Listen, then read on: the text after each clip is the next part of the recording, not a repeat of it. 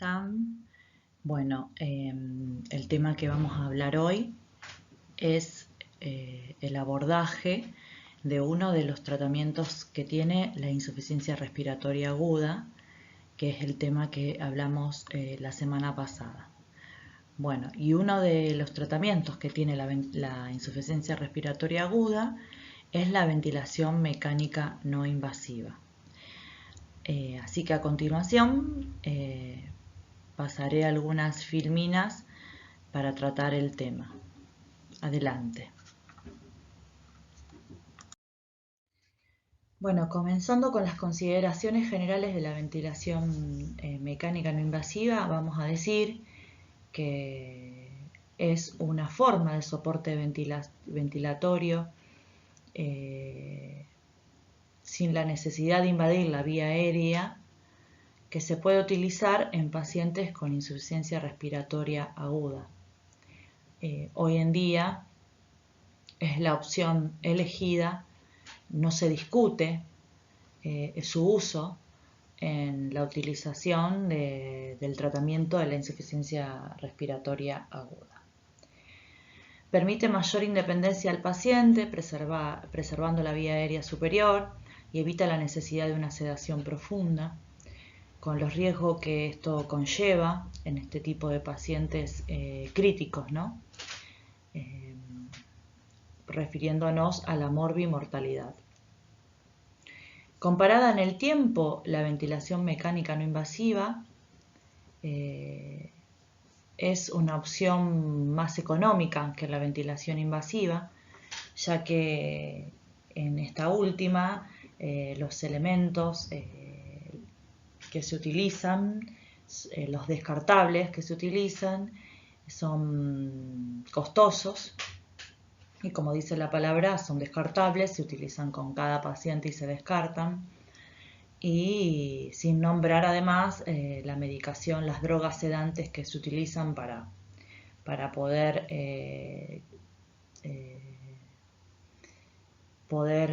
aplicar la ventilación mecánica invasiva.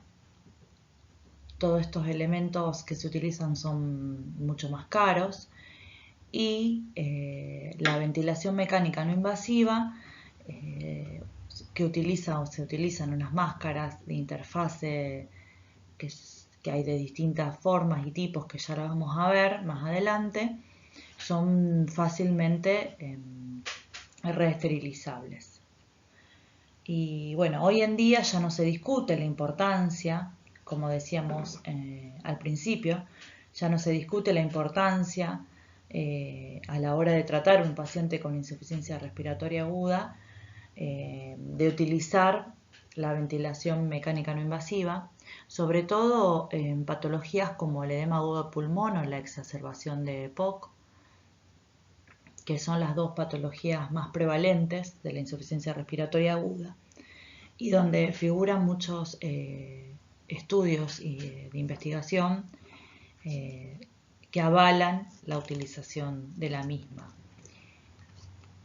Bueno, para esto se supone una necesidad de que el personal médico, de enfermería y del servicio de kinesiología tengan una formación y un entrenamiento, que haya una disponibilidad de los recursos suficientes y sobre todo de la existencia de un protocolo básico de inicio y control de los enfermos ventilados de forma no invasiva, que implique a todos los servicios con experiencia en la ventilación no invasiva. Los efectos fisiológicos de la ventilación mecánica no invasiva en la insuficiencia respiratoria aguda va a ser la siguiente. Primero, va a haber una disminución de la sobrecarga de trabajo muscular, con disminución, lógicamente, del trabajo respiratorio y de la producción de dióxido de carbono. Esto es a expensas de mejorar la capacidad residual, es decir, mantiene los alvéolos más abiertos y mantiene el volumen de aire necesario en el pulmón, que es lo que se denomina capacidad residual funcional, de manera que los músculos respiratorios no tienen que hacer un esfuerzo exagerado para llenar de aire, ya que tiene que precisamente disminuida esa capacidad residual. También hay una mejoría del intercambio gaseoso, hay un aumento de la ventilación alveolar por aumento del volumen corriente. Esto es cuando se aplica la ventilación mecánica no invasiva en el modo B-Level, o lo que sería con una ventilación convencional en presión soporte, que ya veremos más adelante lo que es el modo B-Level. También va a haber un reclutamiento de espacios aéreos por aumento de la presión transpulmonar. Esto es efecto similar al que comentábamos anteriormente. Esto es de mantener los alvéolos abiertos al tener una presión positiva, sobre todo expiratoria, que evita el colapso alveolar, ya sea por ocupamiento de líquido o por vaciamiento, como es en el caso de las atelectasias. Y de esta manera el trabajo del músculo respiratorio disminuye también. Y por último va a haber una disminución del retorno venoso y la sobrecarga del ventrículo izquierdo.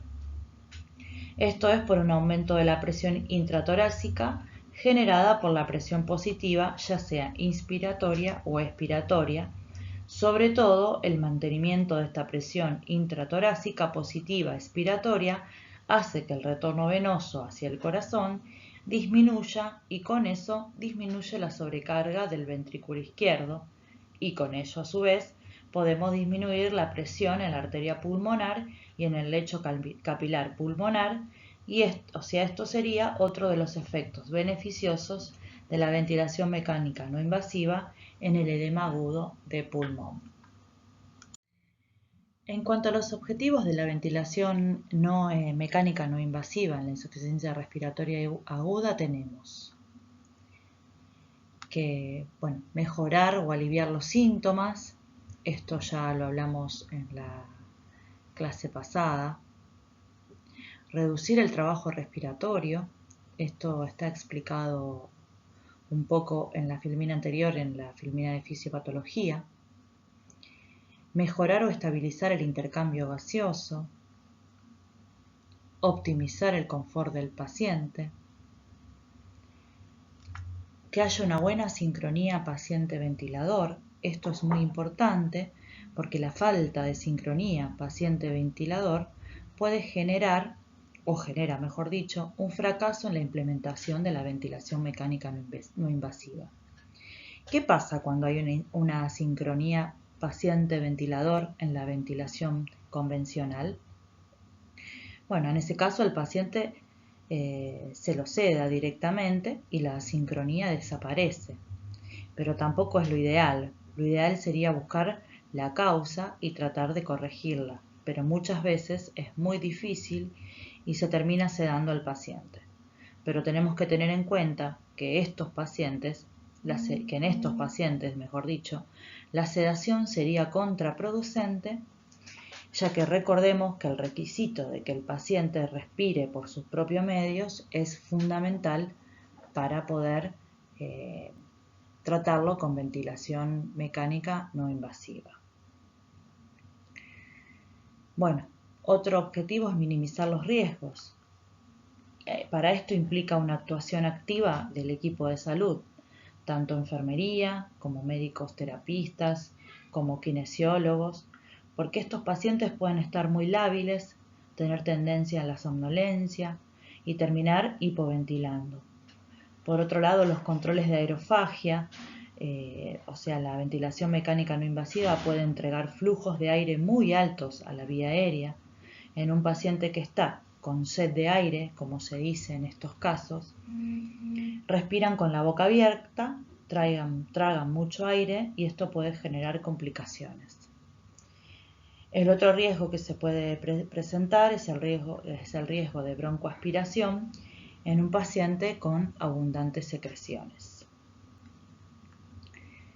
Y el último de los objetivos es evitar la intubación endotraqueal, que para nosotros es el objetivo fundamental, ya que la intubación endotraqueal es la última instancia de un paciente que ingresa con insuficiencia respiratoria aguda. Hoy en día es la última instancia del tratamiento, o así debería serlo, al menos. Bueno, con respecto a las ventajas de la ventilación mecánica no invasiva, tenemos que reduce el riesgo de infección en general, especialmente el shock séptico y la neumonía asociada a la ventilación mecánica convencional. Esto es debido a que no requiere de intubación endotraqueal, que en realidad la neumonía asociada a la ventilación mecánica es el resultado de la intubación endotraqueal y del salteo de la vía aérea superior y de la disminución de los mecanismos de defensa de esa vía aérea superior. También disminuye la duración de la ventilación mecánica y de los tiempos de estadía en la UTI hospitalaria y la mortalidad en algunos subgrupos de pacientes.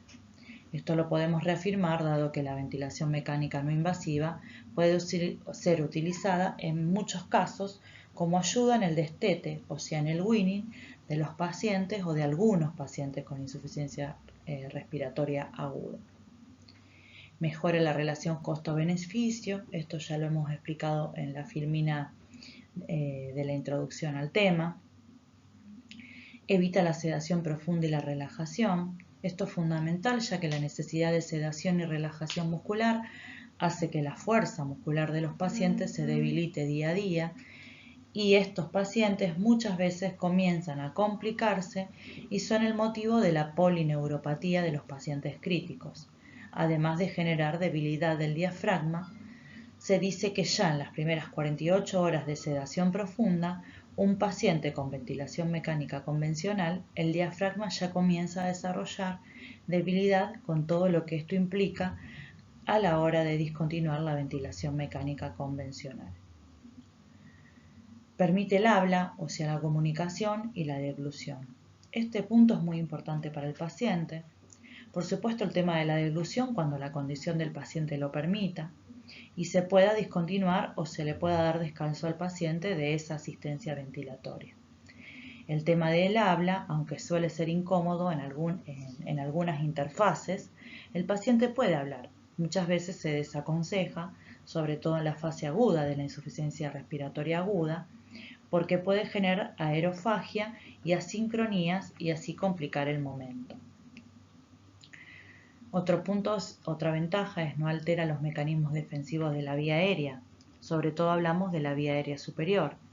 Esto es fundamental, o sea, mantener indemne la vía aérea superior generará menos desarrollo de neumonía, menos producción de secreciones, menor atelectasia, o sea, menor infección. Como ventaja es un punto muy fuerte. Bueno, otra ventaja es que no lesiona la vía aérea. Bueno, acá no hay mucho que decir. Otra ventaja es que hay una mayor facilidad de interrupción del soporte ventilatorio.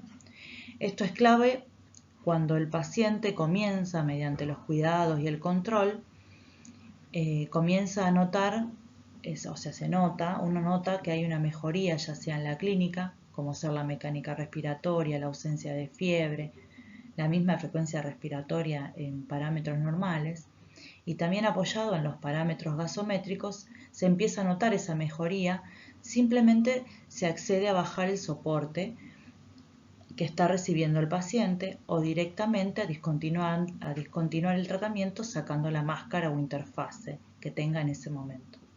Obviamente, si el paciente comienza con un aumento del trabajo respiratorio, nuevamente o con algún signo de insuficiencia respiratoria, se vuelve a instalar sin mayor complicación o problema.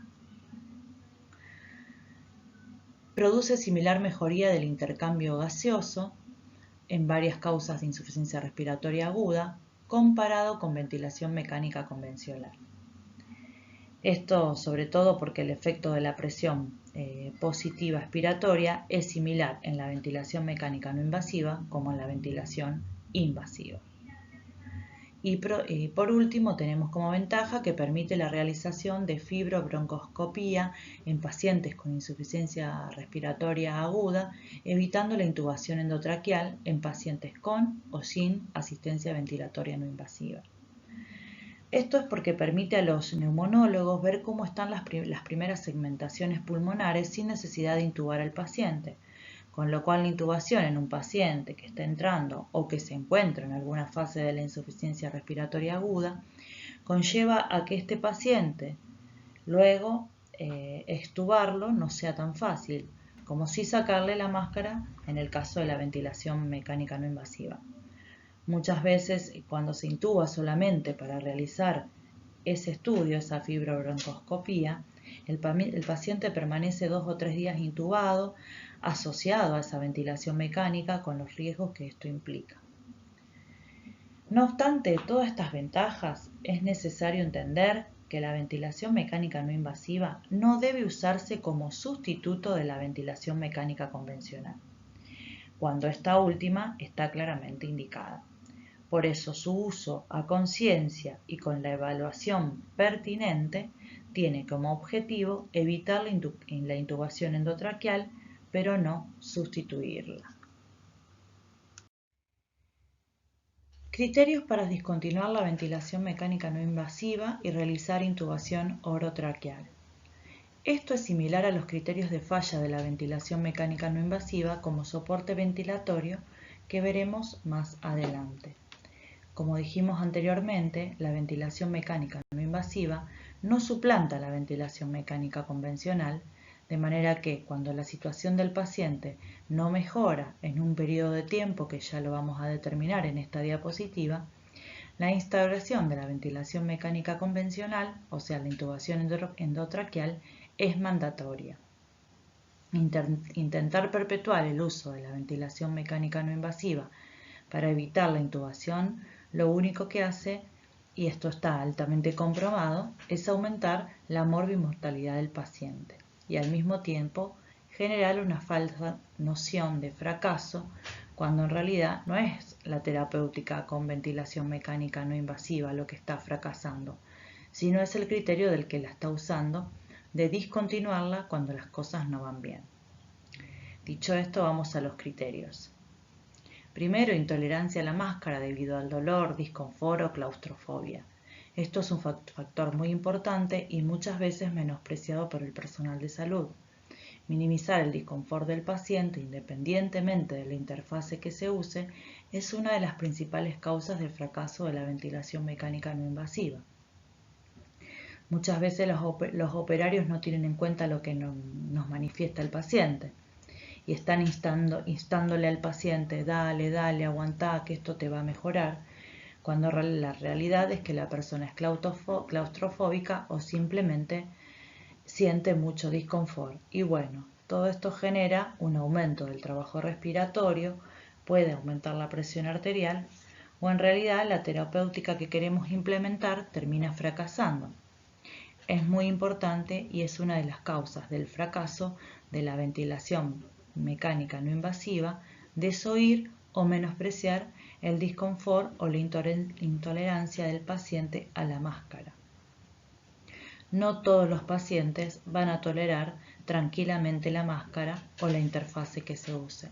Imagínense que utilizar una de estas máscaras equivale a ir en un auto a 80 o 100 kilómetros por hora, sacar la cabeza por la ventanilla y que todo ese aire que nos golpea en la cara, que es molesto, bueno, es similar a lo que siente una persona que tiene colocada una máscara o interfase de ventilación mecánica no invasiva. No todos van a poder tolerar esa sensación. Otro criterio es la incapacidad de mejorar el intercambio gaseoso, la disnea, de 1 a 2 horas luego de su aplicación. Esto está ampliamente comprobado y le decimos media horita más y vemos. No, si a las 2 horas el paciente no mejora, la indicación es discontinuar el tratamiento y proceder a la intubación endotraqueal. Otro criterio es la inestabilidad hemodinámica, evidencia de isquemia miocárdica o arritmia ventricular. Por supuesto, esto es mandatorio porque es una situación peligrosa, teniendo en cuenta que la presión positiva intratorácica generada por la ventilación mecánica no invasiva va a generar una disminución del retorno venoso y una situación de inestabilidad hemodinámica, con hipotensión o shock o isquemia miocárdica, hace que esta situación sea potencialmente mortal.